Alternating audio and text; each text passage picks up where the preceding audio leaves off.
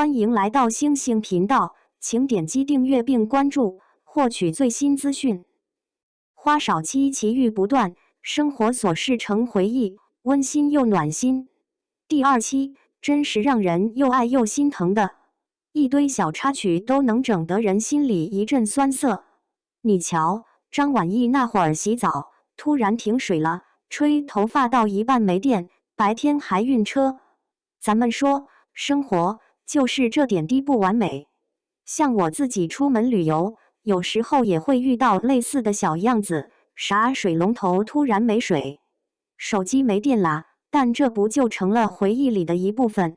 你看他们，尽管条件不太理想，但还能笑着面对。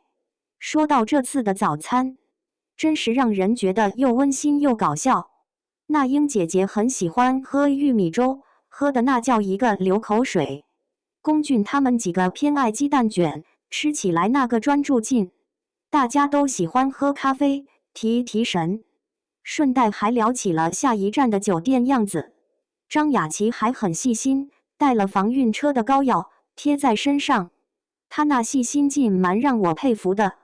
她还一直在打听酒店的性价比，反复琢磨，像个精明的生意人似的。期间还意外引发了个创意合影。结果那英先发现了当地的乌龟，大家就纷纷拿出手机蹭拍了50-60张，那个热闹劲。说起来，那些乌龟那叫一个慢悠悠，但拍起来效果贼带劲，感觉像是在拍动物界的明星大片。说到狐猴岛，里面的褐狐猴、竹子狐猴、红领狐猴，个个都挺萌的，逗得话少团成员们都不由自主地迷了。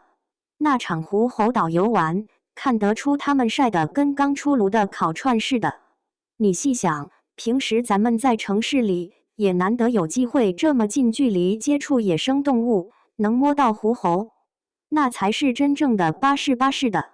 我还记得我自己去过上海动物园的狐猴岛，那个场景真是像逛动物界的游乐场。反正我一边看一边觉得，咱们中国好多动物园都有这种地方，没啥稀奇。再说了，谁没去过动物园？我小时候都能跑到动物园里跟猴子做朋友，真是一点都不稀奇。说到住宿，咱们的说，张雅琪提前做了不少功课，导游小徐也帮忙砍价。关键是这次的民宿离机场、车站都很近，走2步就到。尽管水电条件不算很好，有时候水龙头会突然没水，电也时不时断电，但我觉得这点小毛病反而成了旅行的调味料。你想，日常生活里哪儿没点小插曲？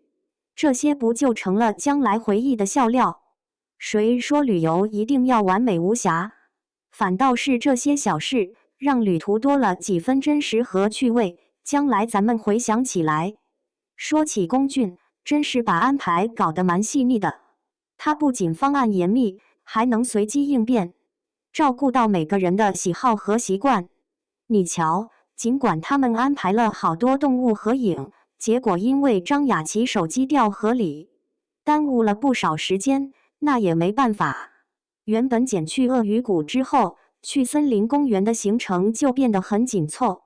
不过，出现的动物还是挺有特色的，比如熊猫狐猴、竹子狐猴、红领狐猴。说起来，这些动物其实在国内动物园都能见到，没啥稀奇的，但他们一看就觉得哇。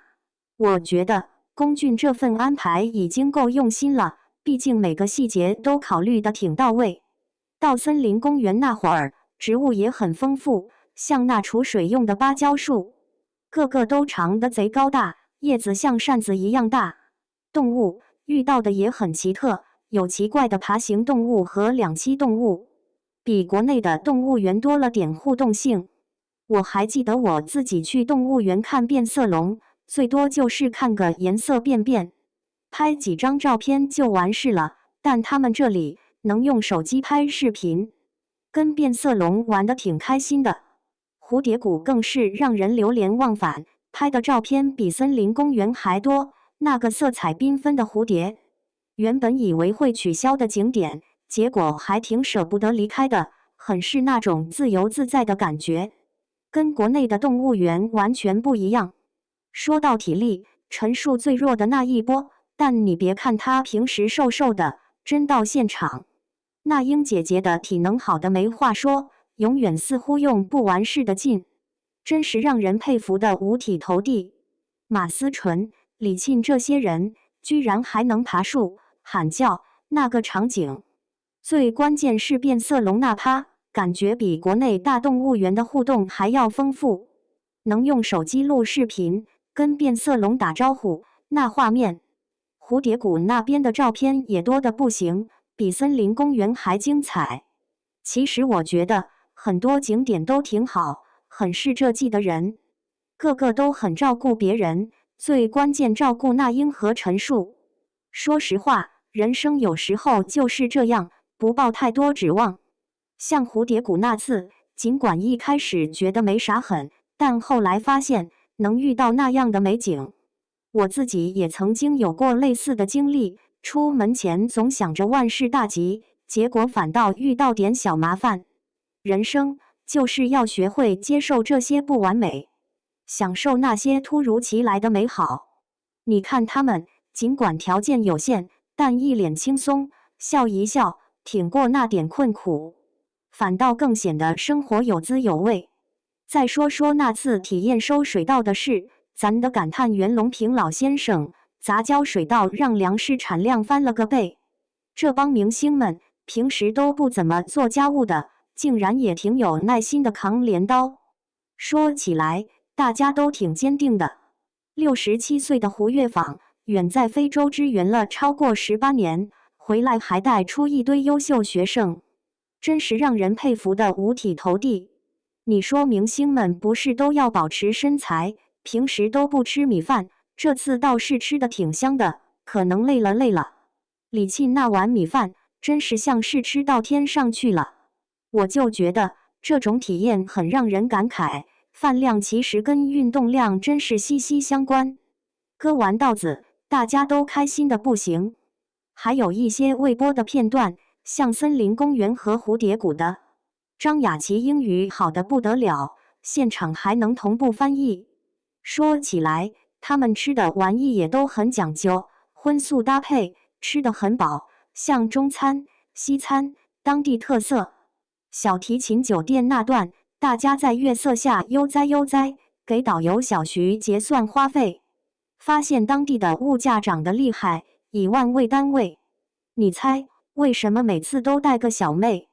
第一，得有个能跟明星打交道的助手；第二，还得会外语，翻译方便；第三，能打广告。李沁这个反差，真是让我佩服得五体投地。他平时看起来冷冷清清，但其实很细心，照顾体力较差的陈数，很怕变色龙，却在拍照那一刻。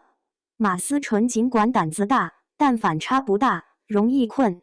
你说，生活就是这样，有时候越是没抱太多希望。